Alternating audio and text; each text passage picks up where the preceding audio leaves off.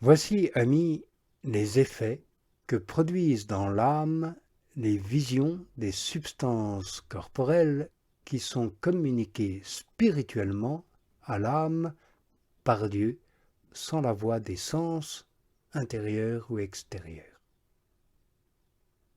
Ces visions donnent à l'âme la quiétude, la lumière, une joie qui semble propre à l'état de gloire, la suavité, l'amour, l'humilité, l'attrait irrésistible vers Dieu, l'élévation de l'esprit en Dieu.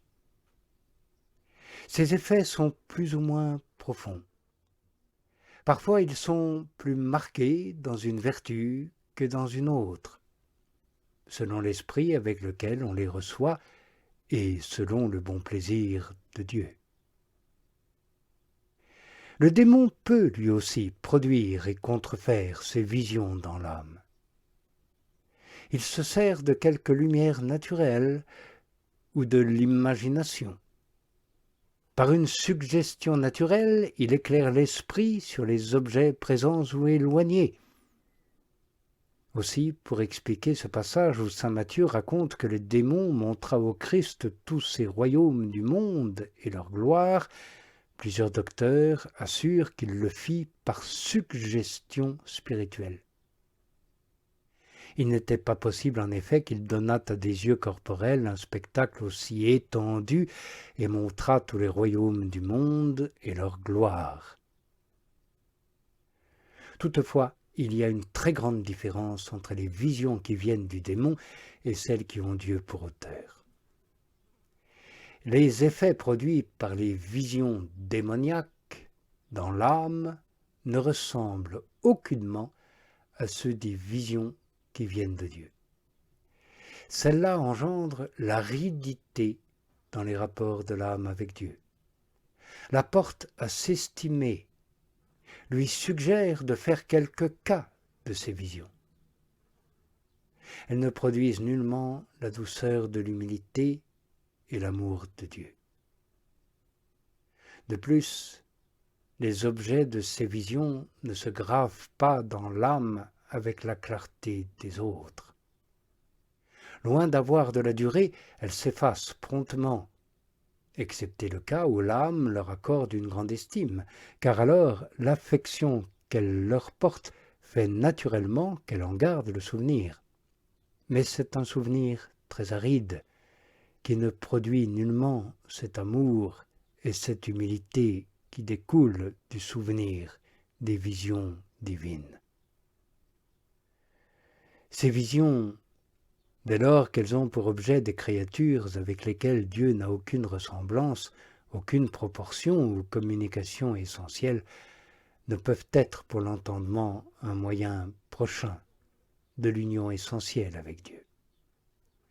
Aussi convient-il à l'âme de se tenir à leur égard d'une manière négative, comme à l'égard de celle dont nous avons parlé précédemment, si elle veut progresser avec le moyen prochain qui est celui de la foi. Elle doit donc se garder de faire comme une réserve ou un trésor de toutes ces formes de vision qui demeurent imprimées en elle. Ne point chercher à s'y attacher.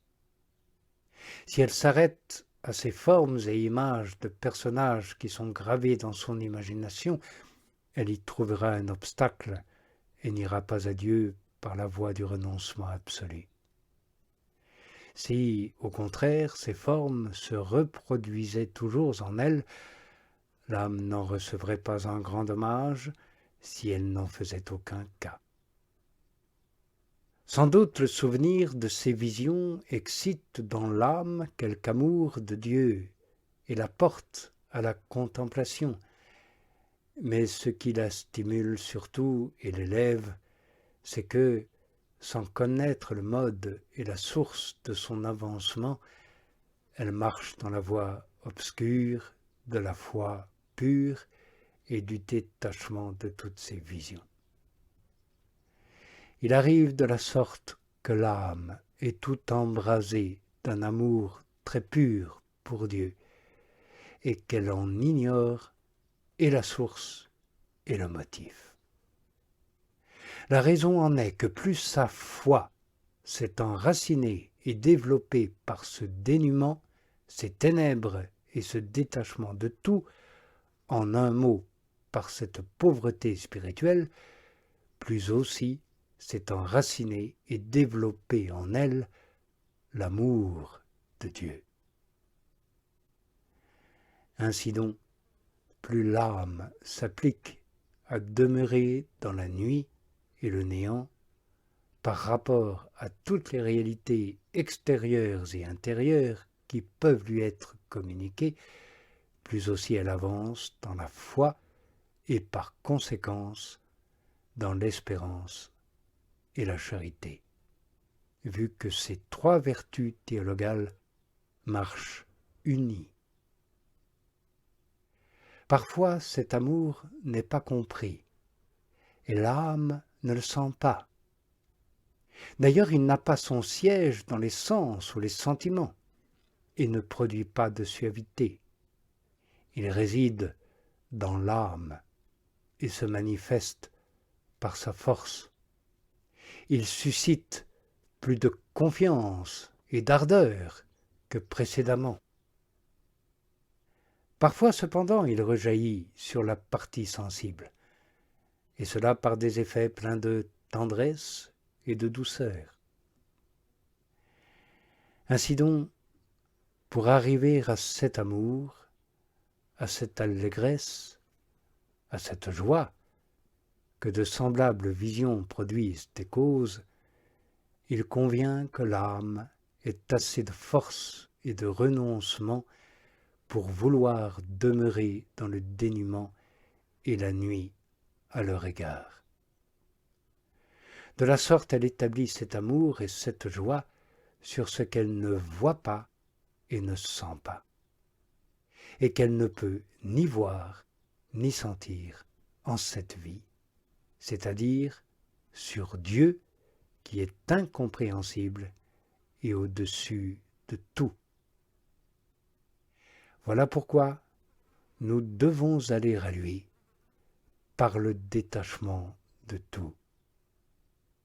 Sans cela, et supposer même que l'âme ait assez d'habileté, d'humilité et de force pour que le démon ne puisse, à l'occasion de ses visions, la tromper et la faire tomber dans quelque présomption, comme il a coutume de le faire, il ne permettra pas à l'âme de progresser, parce qu'il s'opposera à la nudité spirituelle, à la pauvreté d'esprit, au détachement de la foi, tous points qui sont requis, comme nous l'avons dit, pour l'union de l'âme avec Dieu.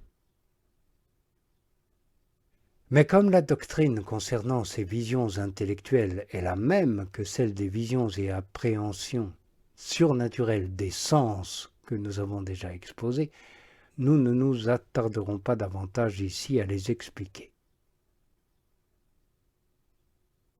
L'ordre que nous suivons nous amène à parler à présent de la seconde sorte de connaissance spirituelle que nous avons appelée révélation, et dont quelques-unes appartiennent proprement à l'esprit de prophétie.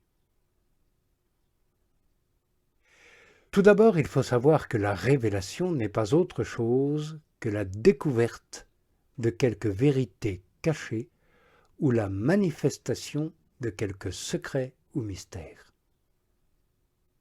Ainsi, par exemple, Dieu fait comprendre à l'âme telle ou telle chose. Il lui manifeste telle ou telle vérité. Il lui découvre certaines de ses œuvres passées, ou présentes, ou à venir. Cela posé, nous pouvons dire qu'il y a deux sortes de révélations. Les unes consistent dans la manifestation de certaines vérités à l'entendement, et on les appelle proprement des connaissances ou des vues intellectuelles. Les autres consistent dans la manifestation de secrets, et celles-ci s'appellent proprement, et à plus juste titre que les autres, des révélations. Les premières, en effet, ne peuvent pas, à rigoureusement parler, s'appeler des révélations parce qu'elles consistent dans la connaissance de la vérité dépouillée de tous ces accidents, c'est-à-dire apparences, que Dieu donne à l'âme sur les choses temporelles ou spirituelles d'une manière claire et manifeste. J'ai voulu en traiter, cependant, sous le nom de révélation, d'abord parce qu'il a beaucoup de rapprochements et de rapports avec elle, et ensuite pour ne point multiplier les subdivisions. Cela dit, nous pouvons fort bien distinguer maintenant les révélations en deux genres de connaissances. Nous les appellerons les unes connaissances intellectuelles et les autres manifestations des secrets et des mystères de Dieu. Nous en parlerons le plus brièvement possible, mais tout de même lors de 4 évocations. Et nous commencerons demain par ce que j'ai nommé connaissance intellectuelle.